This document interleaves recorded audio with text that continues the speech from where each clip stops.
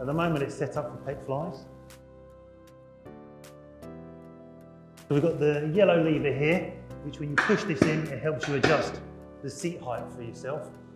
The seat height you want is when you're sat on here and then you bring it in front of you, it's in the middle of your chest. Yeah? So when you're doing this pec fly movement, you want it to stop in the middle of your chest. This machine sort of like starts low and ends high, I'm exaggerating there, but so it won't be from the start position, it's from the end position you want it in the middle of your chest. Yeah? If you're more flexible, you can pull these back and so on and create more range for yourself.